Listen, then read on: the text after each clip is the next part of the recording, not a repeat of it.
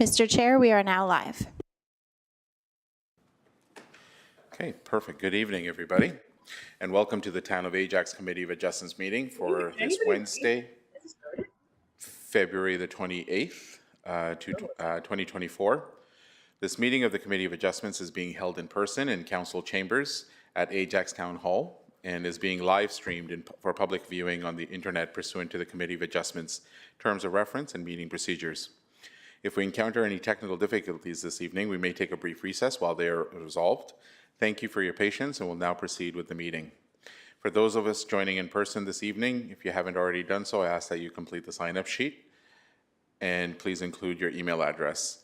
I'll now like to call this meeting to order, and I'd like to begin with acknowledging that the land on which we gather today is situated within the traditional and treaty territories of the Mississaugas, more specifically, the Mississaugas of Scugog Islands First Nation, signatories of the Gunshot Treaty of 1788 and the Williams Treaties of 1923. This land is and will continue to be home to the Indigenous peoples. Let us acknowledge the mistakes and traumas of the past through authenticity and support through and reconciliation. Let us engage and celebrate Indigenous communities by being leaders of action and acknowledging the United Nations declarations on the rights of Indigenous peoples and the Truth and Reconciliation Commission's recommendations towards truth and reconciliation. Let us keep these principles close as we continue towards truth and reconciliation and as we move forward with kindness and respect as a community. Before moving on to the application portion of this meeting, I'd like to confirm whether there are any disclosures of interest from the members of the committee. Okay, seeing none here. Bernadette, if you could maybe just unmute and let us know verbally whether you have any disclosures of interest. No disclosures of interest from me. Thank you, Bernadette. All right, then I will look for a motion from the committee members to adopt the minutes from our previous meeting of January. Ken? Mr. Chair, just a reminder to enable their microphone. Let's repeat, Ken, sorry. Could you repeat? Mr. Chair, I would move adoption of the minutes from the January meeting. Okay, perfect, thank you. Can I get a seconder? Okay. So I think I saw you. Mr. Chair, I'm prepared to second that. Okay, appreciate that, Bernadette, thank you. Any discussion on the motion? Okay, then we'll look for a vote electronically.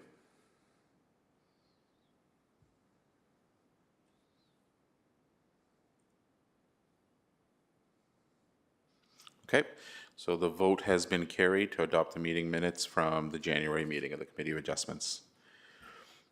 The Committee of Adjustments drives its jurisdiction and authority from the Planning Act. The committee is responsible for considering applications which seek to authorize the following: minor variances from the provisions of the town's zoning bylaw, extensions, enlargements, or variations of the legal non-conforming use of any land, building, or structure, permitting the use of any land, building, or structure for any purpose that, in the opinion of the committee, conforms with the provisions of the zoning bylaw, where the uses permitted in the zoning bylaw are defined in general terms. Consent to sever a new lot from an existing lot. Consent to alter the existing boundaries of a lot, such as lot additions and lot line adjustments. Consent to register rights of way and easements over land. Consent to sell, mortgage, charge, or enter into any agreement for more than 21 years for any portion of land. And finally, the validation of land title when there has been an error in the description of land.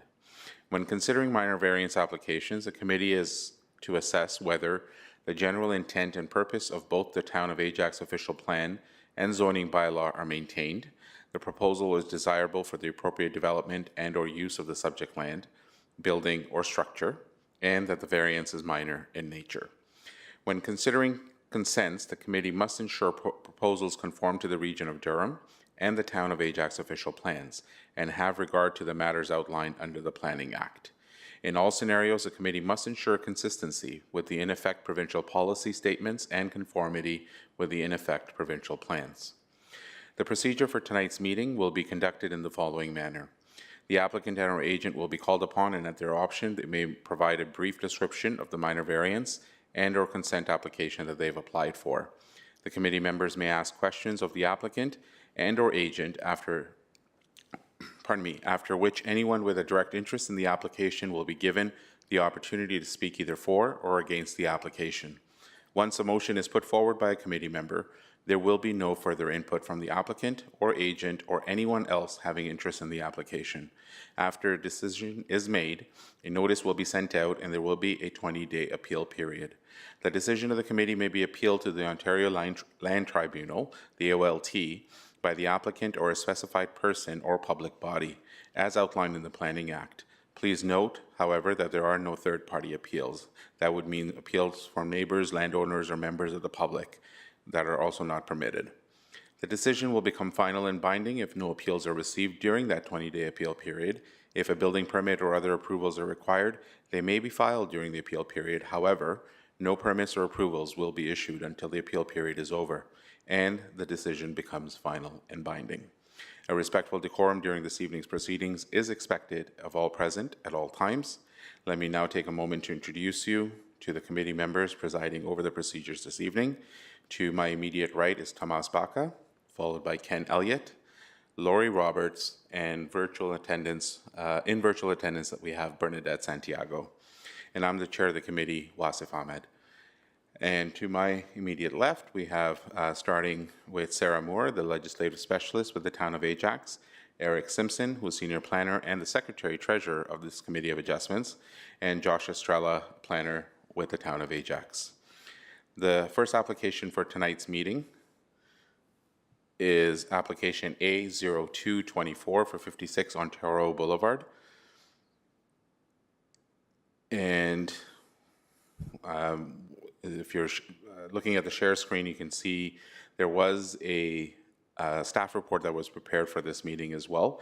And I'll now look to see whether we have an agent or an applicant in attendance.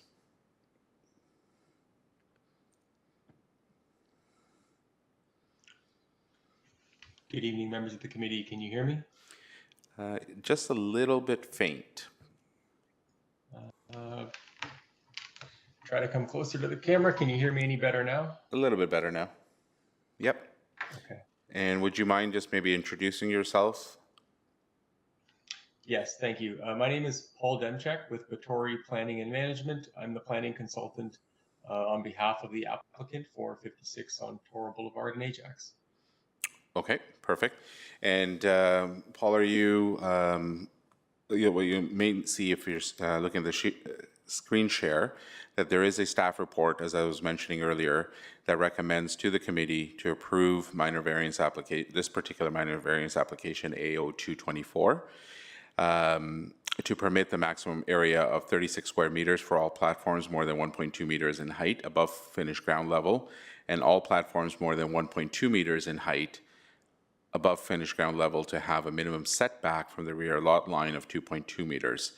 There's also a series of 5 conditions in the report as well, that the subject variances apply only to the property municipally known as 56 Ontario Boulevard, substantially in accordance with the drawings submitted with this minor variance application, that the owner applicant maintain the existing drainage on the property, the owner applicant obtain all necessary permits and approvals from the Cloca or Central Lake Ontario Conservation Authority, that the owner applicant obtain a tree cutting permit from the town for any trees proposed to be removed covering all requirements, financial and otherwise, to the satisfaction of the town, that the owner applicant obtain all necessary building permits from the town. Contravention of any of these conditions would make the decision null and void. Are you, have you seen the staff report, and or do you, how do you kind of feel about the conditions? Yes, thank you, Mr. Chair. So myself, as well as my client, have reviewed the conditions, as well as the staff report. We are obviously in support of the staff report and have no issue with any of the conditions. Okay, great. And can I maybe then give you a couple of minutes of airtime here, Paul, to tell the committee a little bit about the project and how the minor variance application came about? Absolutely. I'm just going to take a brief moment to just share my screen. And I've just got a few items just to share with the committee. Can you see my? We can. Can you see my screen? Yep. Okay, great. I'll just go to the next slide. Okay, so just very briefly, I'll get a bit of background because this application, this site has been before the committee previously. So I just want to explain perhaps a very brief history of the context. So the subject property is located on the south side of Ontario Boulevard. It currently consists of a detached one-story dwelling, and the landowner seeks to demolish the existing dwelling on the property and construct a new detached two-story dwelling.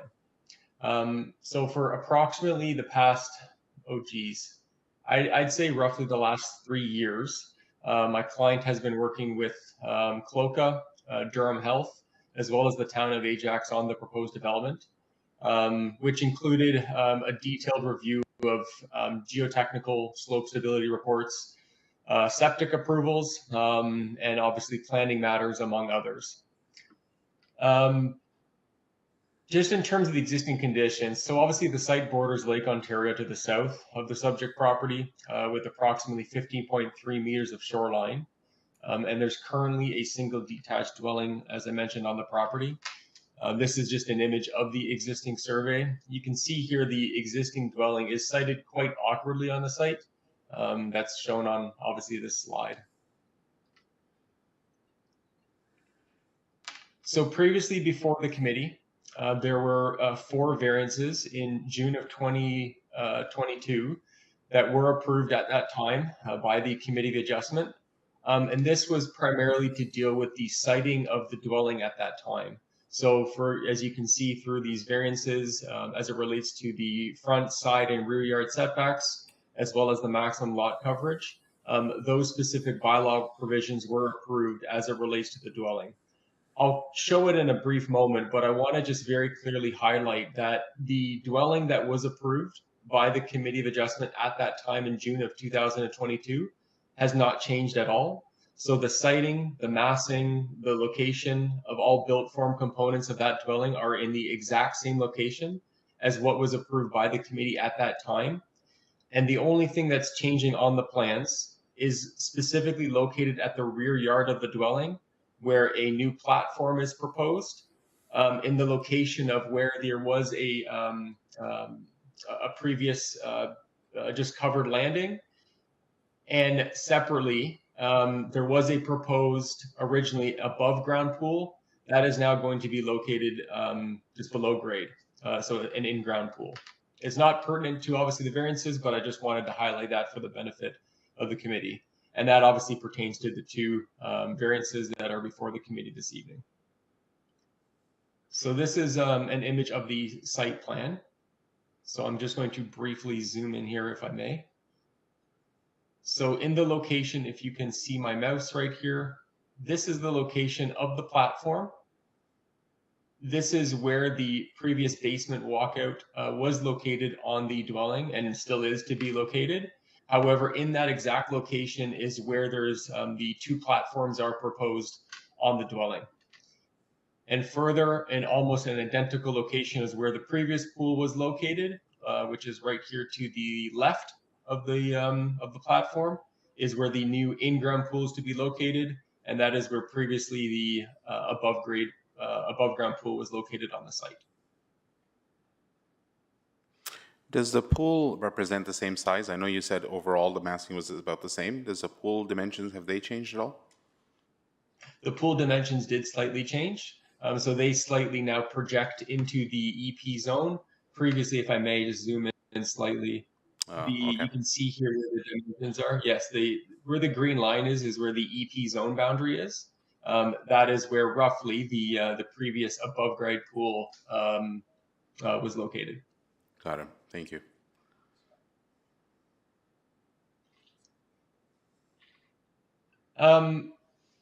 Actually, I'll go back to the site plan.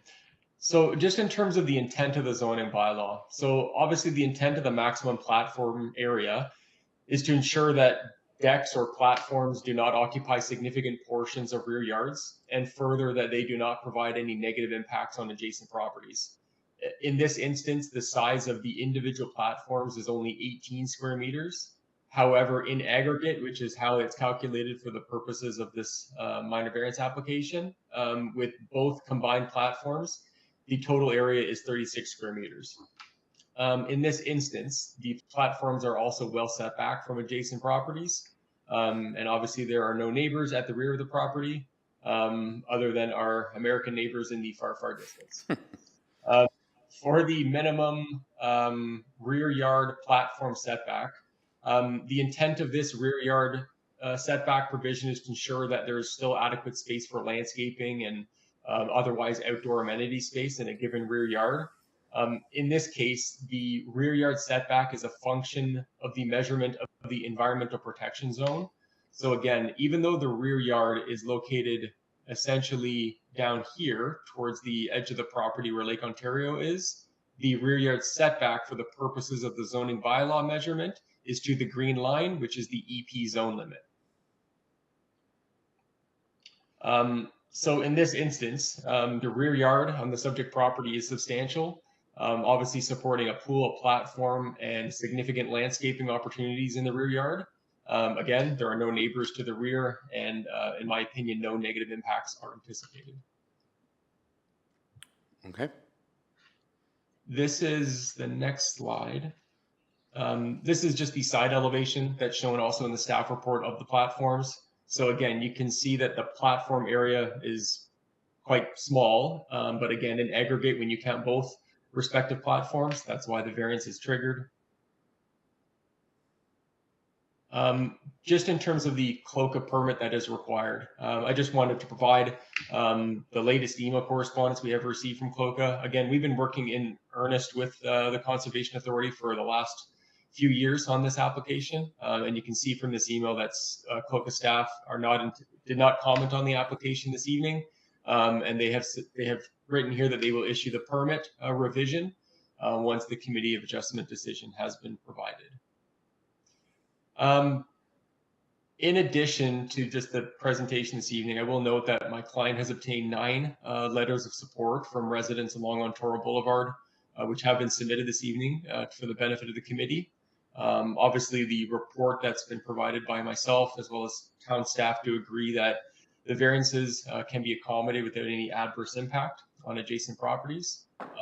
And in summary, it is my opinion that the application does meet the 4 tests under our Planning Act. And I'm in the hands of the committee should there be any questions. And sorry, one more comment. I will note that my client's coastal engineer is also just in attendance this evening should there be any questions, technical or otherwise. Okay, perfect. Thank you for the thorough walkthrough, Paul. I appreciate that. I can confirm on record that the committee has received the letters from the residents along Ontario Boulevard, and by which I assume, Eric, if you can confirm that notice was served. That is correct. Okay, perfect. Thank you. I'll then open it up to my fellow committee members to see if they have any questions, comments. Lori? Thank you very much, Mr. Chair. To staff, in regards to those 9 letters, I noticed that a few of them, I forget how many exactly, were a form letter that the neighbors had signed.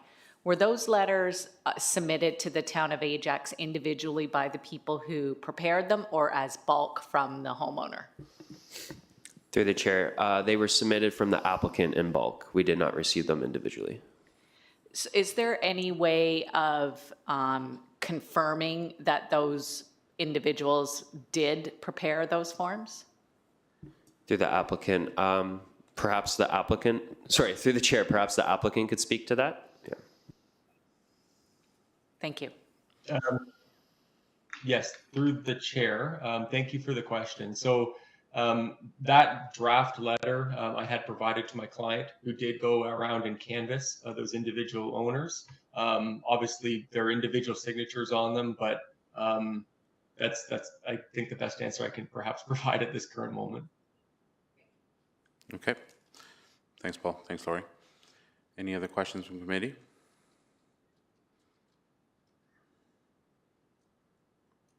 Okay.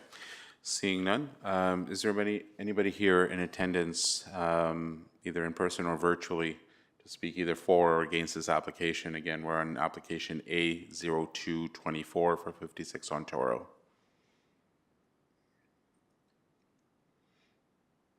Okay. Seeing none.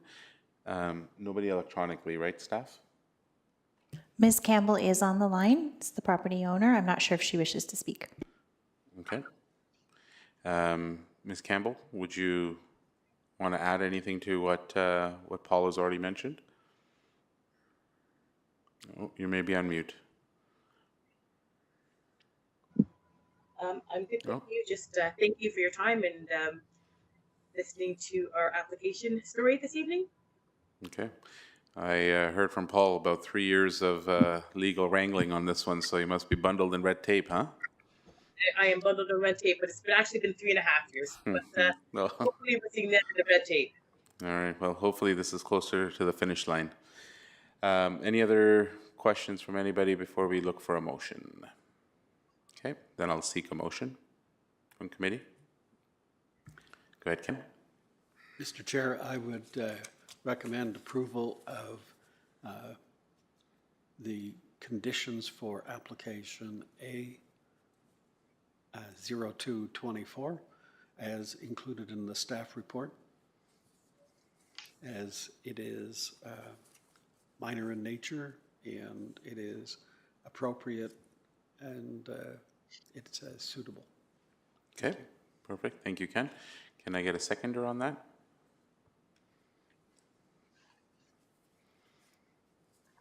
Oh, you may be on mute, Bernadette. Mr. Chair, I'm prepared to second that. Okay, thank you. I appreciate that. Any other discussion on the motion from the committee members?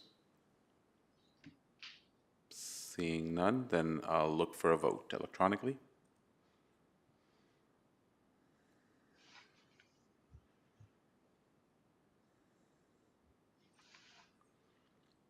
And the vote has been carried unanimously.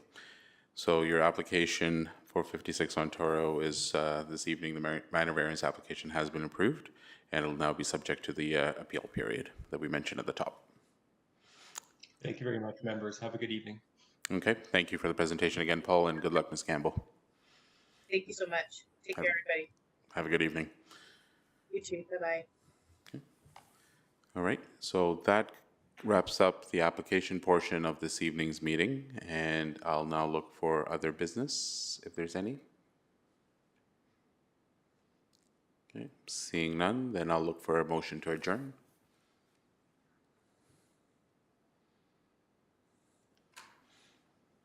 Mr. Chair, I would like to move to adjourn the meeting. Okay, can I get a seconder on that? Okay, Ken? Sure, I would second. Awesome, thank you. And look for a vote.